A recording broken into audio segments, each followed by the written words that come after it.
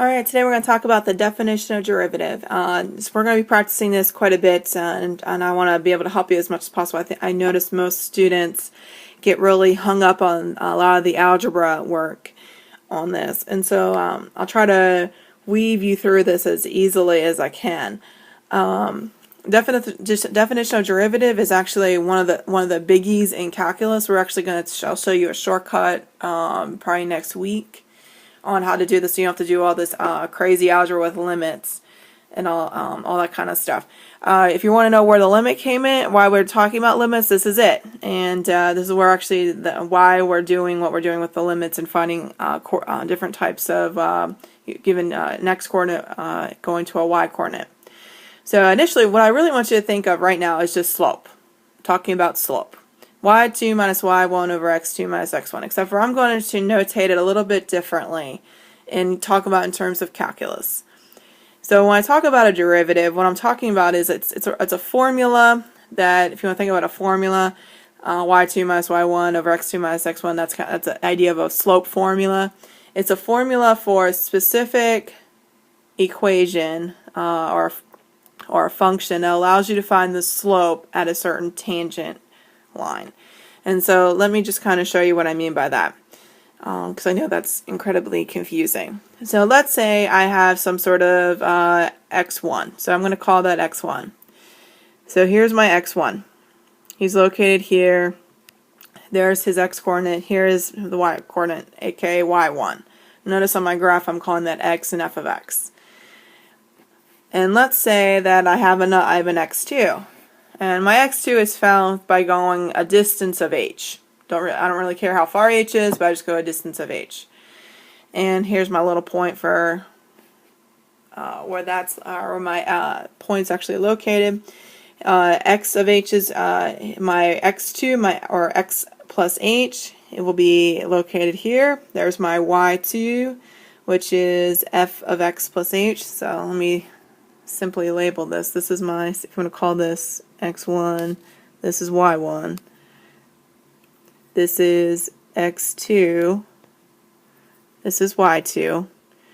And so if I wanted to use the slope formula, you remember it's y2 minus y1 over x2 minus x1. So and so I'm going to go ahead and use the calculus labels. So my y2 is actually f of x plus h minus my y1, which I called f of x, divided by my my x2 is x plus h. My x1 I called x. If I simplify this, you'll notice in the denominator my x's are going to cancel. And so that's going to be equal to f of x plus h minus f of x divided by h. And so let's talk about, this is called they call it the difference quotient. I don't know if you talked about that in pre-cal or not. It's okay if you didn't. And so really this is simplified form. You still see my y2, it's located right here. That's my y2. You should still see my y1, that's still right here. My x2 minus x1 is a simplified version. I simplified it, and that's where I got that h. So there's my x2 minus x1. It's a simplified version. Now, what if I decrease h? What if I made h smaller? And that means I'm moving my point. What if h was only, instead of being 3 units wide, what if it was only 2 units wide? That means my point is now located here. That means my x of x plus h has to be located here. That means my f of x plus h has to be located there. What if I decide to decrease my h to 1 unit? So now my h is now this big. That's 1 unit. That means my point's going to be located here. Well, that's going to change where my x plus h is going to be located? My x plus h is now going to be here. My f of x plus h is now going to be located here. And so if you notice, my point keeps getting closer and closer to my x1, y1. Let's say my h decreases to a half of a unit. That means my point's going to be here. Notice it's getting closer and closer and closer to x1, y1, or x f of x.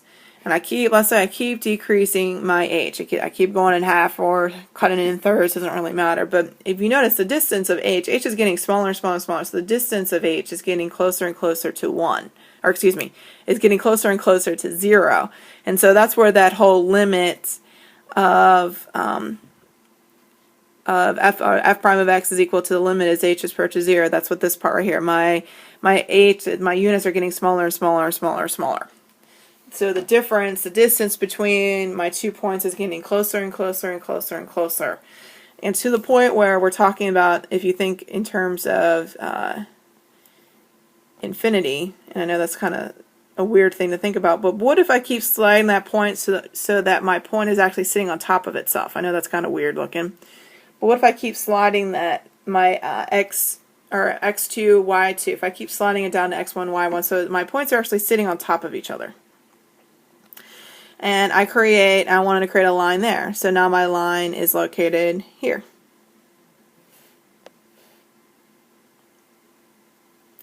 Well, I just created a tangent line. Remember, a tangent line hits the curve only one time. Before the red line hit it twice, and that was a secant line, but now I'm talking about a tangent line. Well, that's what derivative does. It finds the slope, a generic formula to find the slope at any x1, y1.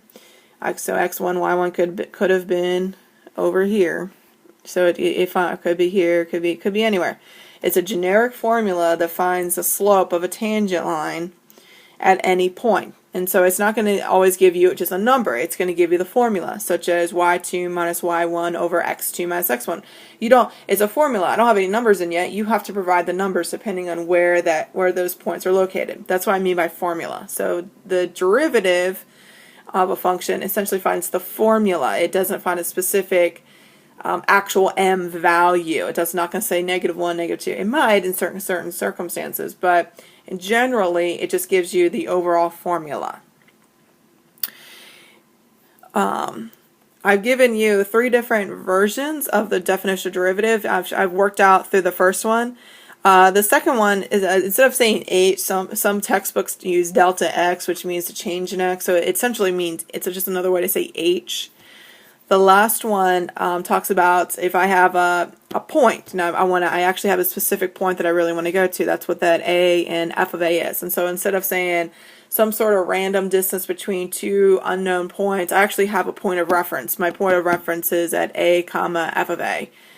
And that's where I want to get closer and closer to that specific point.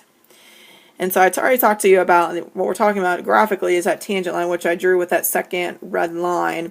And I already talked to you about numerically, when I finally have a point to plug in, I'm going to get an actual number, an actual value, an m. And we'll be talking about that probably at the next video. All right, let's look at several examples. Number 1. For f of x is equal to -5x plus 4, use the definition of derivative to find f prime of x. And so again, this is the general formula of to find the slope of a tangent line. And so if I was going to create a tangent line, a line that's tangent to -5x plus 4, what would that be? Remember, tangent line means it's going to hit the graph once. So let's go ahead. We'll use the first one. And so f prime of x is equal to, now please make sure you label all these. You do need the f prime of x is equal to. You do have to write the limit. Remember, I told you in the previous videos with the limits, you need to carry the limit all the way through until you actually plug in this where h is going to be equal to 0. So you have to carry it all the way through.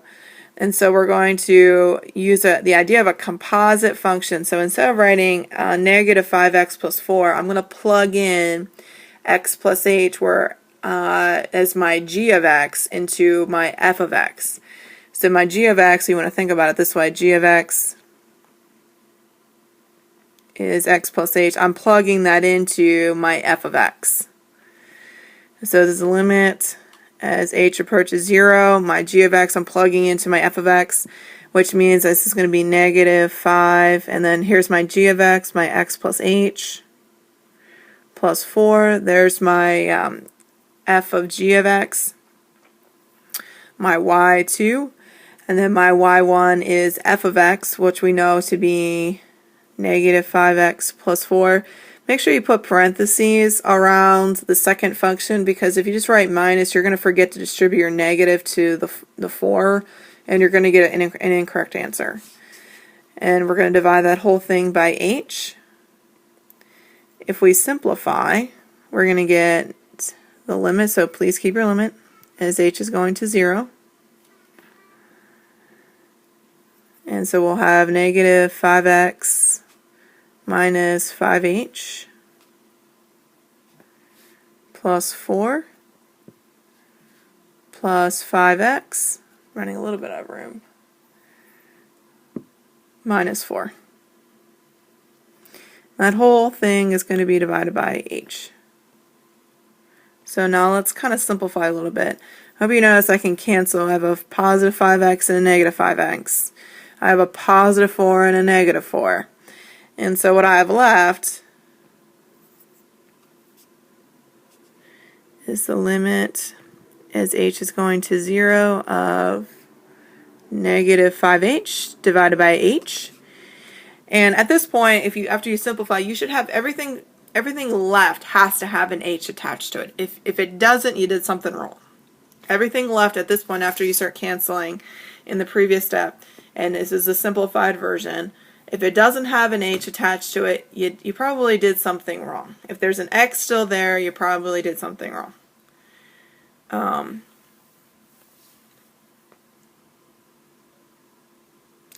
So if you notice, go ahead and cancel. And so I get the answer is that we can actually plug in. There's no h for me to plug into, but I get negative 5. Well, if you think about it, what's the slope for f of x is equal to negative 5x plus 4? Because again, we're finding the slope of the tangent line. Well, if the slope should be negative 5, right? Well, that's what we got. We found. I know that sounds kind of silly. I use a simple problem for that to help you, but my problem has, if my derivative is equal to negative 5, I would hope that that will be the slope of what my function's slope is. So this negative 5 here that we found is equal to this negative 5 up here. Okay, that's intentional. All right, let's look at part B. And so instead of having using the previous one, I'm going to go ahead and try and find using f of a and over a. So the third derivative formula we talked about earlier.